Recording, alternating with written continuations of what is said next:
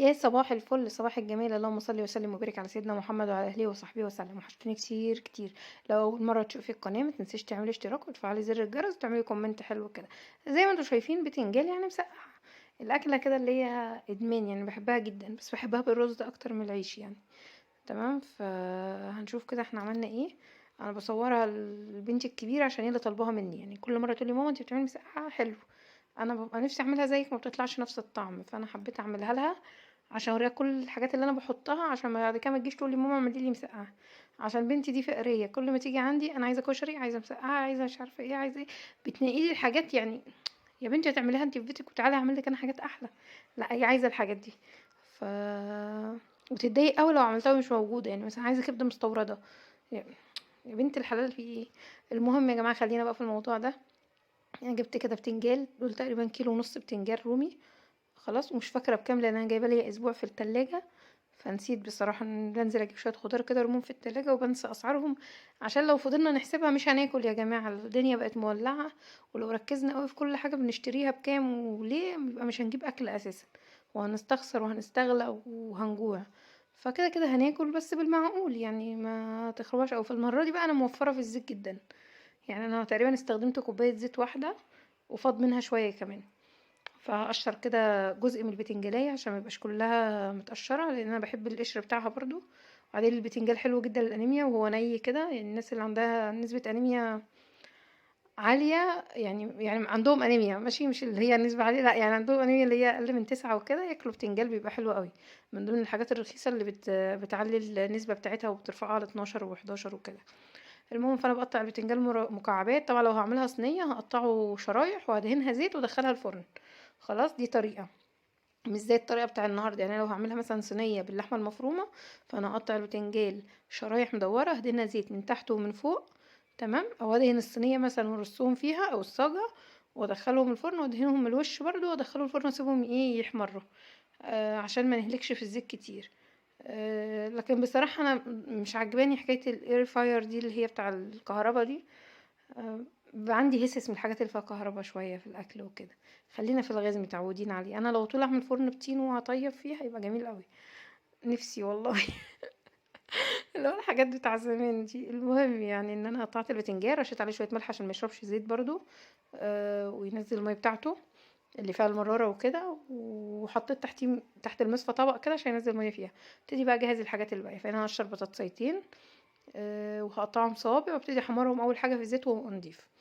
انا بقى في مشكله كمان، ما بحبش المسقعه اللي فيها بطاطس. بس هما ولادي وجوزي بيحبوها فبيقولوا لي خفيفه شويه. لكن انا بحب المسقعه اللي هي بتنجان بس دي. واكتشفت ان اخويا زيي، يعني ما بيحبش اللي هي فيها بطاطس.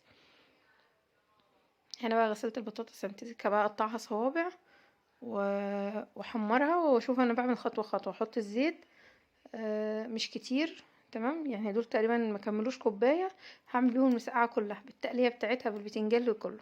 بس البطاطس لازم احمرها في شويه زيت محترمين، يعني ما تقوليش مثلا ان انا هحمر البطاطس كده. يعني أنا ممكن ساعات بحط شويه زيت قليلين، لو ما فيش شويه زيت قليلين. تمام يا بنات. البنات اللي هي بتتعلم جديد دي. واغطي البطاطس، يعني انا بحب اغطي البطاطس. سمعت دكتور بيتكلم عن الموضوع ده. عشان كمان ما تتحرقش منك وكده. وبغطيها، بحسها كده طيب على البخار شويه. كان جدتي بتعملها لي فكانت بتبقى حلوه قوي. فانا بحب البطاطس اللي هي المكموره في كده. ولو بطاطس محمره زي كده فتبقى اول قليه في الزيت. يعني انا هي مشكله. اول قليه بطاطس اكلها اول دور. اول دور في القرنبيط، لو في قرنبيط بعمله مثلا احب اكل اول دور قوي في الزيت. اول دور. ايه تاني؟ بطاطس وقرنبيط. والسمك باكله على البوتاجاز سخن مولع. يعني احب السمك كده وهو مولع. فانا هنا حطيت صينيه بقى على البوتاجاز عشان نرجع للوصفه تاني. عشان نورهان هانم تركز كده معايا. حطيت شويه زيت حلوين وحطيت عليهم يعني شويه كده، شويه مش كتير قوي يعني. وحطيت البتنجان وابتدي اقلبه فيه عشان يبقى فيه كله من كل ناحيه زيت واغطيه. خلاص. وابتدي اجهز بقى التقليه بتاعته. هنا احط كام فص توم وبصلايه واحده، وافرمهم في الكبه ناعم، وابتدي اعمل بيهم التقليه بتاعتي. برطمان الصلصه وبرطمان هريسه الشطه هحتاجهم في الحوار ده. احط بقى شويه زيت تانيين اهو مكان قليه البطاطس. احط فيهم البصل واولع البوتاجاز ونشتغل بقى على العين التانية. ده كله البتنجان بيتعمل جنبي. فهنا كده نقلب البصلايه، نوطي النار عشان ريحه البصل يبقى موجود في ناس كده بتحب ريحه البصل، انا من الناس دي، انا بحب طعم البصل وريحته والثوم وكده، فعشان يبقى ريحتهم حلوه كده وتعمر الدماغ، هدوا النار على الحاجه، ما تحروقوهاش يعني، ما تقعديش تحروقي في الحاجه وتعلي النار عشان تعملي بسرعه، مش هتعمل بسرعه، هي الاكل هيبوظ اساسا.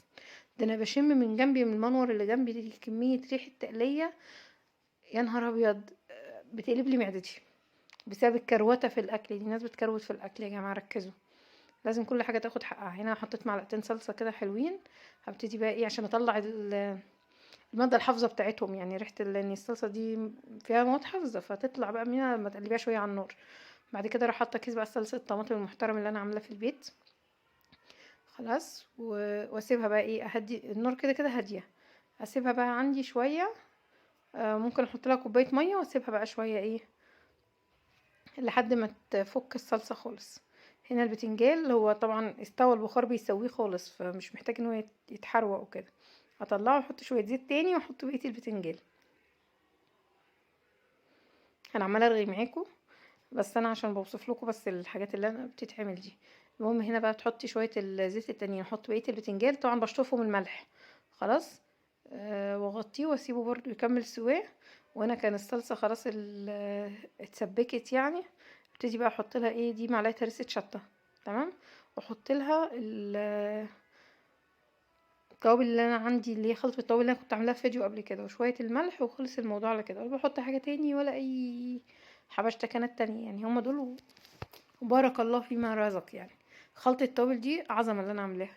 هنا بقى كنا عايزين نشرب اي حاجة تدفينا كده لحد الاكل ما يتعمل، عملنا حلة حلبة خلاص عشان الكنكة بتاعتي اتخرمت ليها 22 سنة، فببص حطيت فيها المية لقيتها باظت يعني. المهم هنا حطيت البطاطس اول حاجة، حطيت عليها البتنجالات بتاعتنا اللي احنا حمرناها كلها، حطيت البطاطس في الاول وبعد كده حطيت البتنجان، ابتدي اقلبهم بقى واسيبهم شويه كده مع بعض على نار هاديه برضو. طبعا على طول لسانكم فيه ذكر ربنا دايما، يعني احلى حاجه هي ذكر ربنا، عشان خاطر ربنا يبارك في الحاجه. وانتي بتحطي الاكل كده قولي ان هذا لرزقنا ما له من نفاذ، عشان ربنا يبارك في الحاجه وكده. ده قرن الفلفل الحامي بقى اللي كنت عاملاه فيها. آه، جميله الطريقه دي، تمام، وسهله. وبعدين المسقعه انا بحبها برز جدا، فمين زيي يبقى بياكلها بالرز؟ يعني في ناس كله بيحبها بالعيش، بس انا لا، انا بحبها بالرز. بحبها بايته كمان تاني يوم بالرز كده، بتبقى طعمها حلو قوي. هنا كده ده شكل الاطباق بتاعتنا، فانا حطيت لهم الاكل وبعد كده ايه، عملت المواعين، يعني اللي هو المطبخ بيكركب، اللي هو بنغسل المواعين 3 مرات قبل الاكل وبعده يعني، 3 مرات قبل الاكل و3 مرات بعد الاكل، احنا مش عارفين في ايه بتيجي منين اساسا، ما نعرفش. فشجعوني كده بلايك حلو بقى لو لسه بتشوفيني لحد دلوقتي، متنسيش تعملي اشتراك وتفعلي زر الجرس وتعملي كومنت حلو. خلاص هنا بقى مسكت كده المواعين، ودي الحله اللي انا عملت فيها الحلبه. انا حاولت الجا للحاجات الطبيعيه اكتر من الشاي كمان، لان الشاي بيحس ونشف الدم كتره مش حلو، ف بقول لهم بقى حلبه، ليسون، مش عارفه، سحلب، مغات في الشتا دي، المشروبات اللي زي كده، نعناع، فهم بيحبوا الحاجات دي فبيشربوها. وانا ساعات كده كوبايه شاي بحبهان، كوبايه شاي لا حبهان ايه، كوبايه شاي بقرنفل. ايه اللي انا بقوله ده، هو الشاي بقرنفل يا جماعه مش حبهان في شاي بحبهان ده الكرك، لكن مش بحبه، لا انا بحب الشاي اللي بقرنفل والشاي بالنعناع، فدول احلى حاجه انا بحبها. المهم يعني ان متنسوش تعملي اشتراك وتفعلي زر الجرس، تعملي كومنت حلو، تبعتي الفيديو لاصحابك. الوصفه جميله، آه، بنقل كل الخطوات اللي فيها بالتفصيل عشان بناتي، اول حاجه لان هم بيحبوا الاكل بتاعي، مهما اكلوا اكل بره بس بيجوا الاكل بتاعنا وبنحبه جدا. مش اكل بره يعني اكل بره، لان انا مش بحب الاكل اللي في الشارع. احنا يعني لو معزومين عند حد او كده هما يعني عادي بيقبلوه، بس مش بيحبوا غير اكلي، يعني ما بيشبعوش غير من الاكل اللي انا بعمله، تمام. فربنا يخليهم لي يا رب كده، ما يحرمنيش منهم. واشوفكم الفيديو الجاي بوصفة جديدة.